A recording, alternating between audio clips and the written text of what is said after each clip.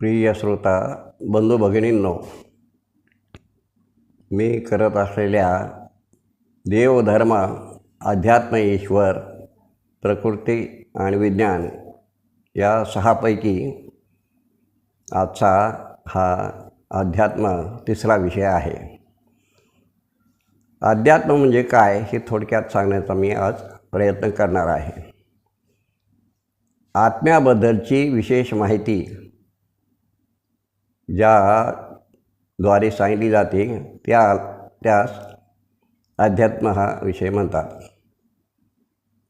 या जगामध्ये, सृष्टीमध्ये 3 तत्व मुख्य असे आहेत की जे शाश्वत आहेत, म्हणजे ती कधीही नष्ट होत नाहीत.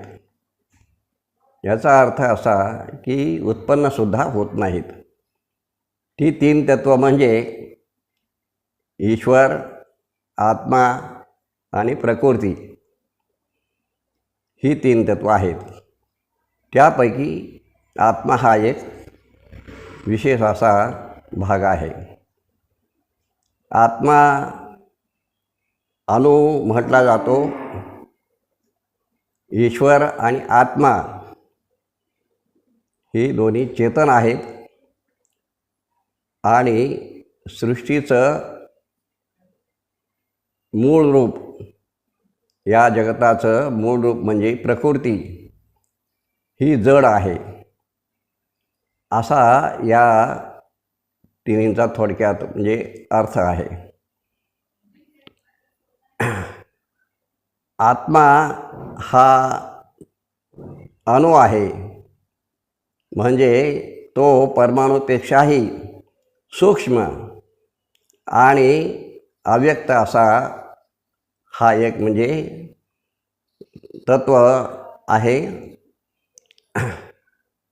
यामध्ये विशेष माहिती घेणं प्रत्येकाला फार आवश्यक आहे आणि याचा संबंध ईश्वर आणि प्रकृतीशी काय आहे याचीसुद्धा आपण प्रत्येकानं माहिती घ्यायला पाहिजे.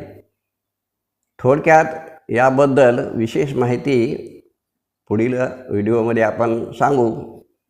आज आपण या ठिकाणी एवढं सांगून हा व्हिडिओ थांबवू. धन्यवाद.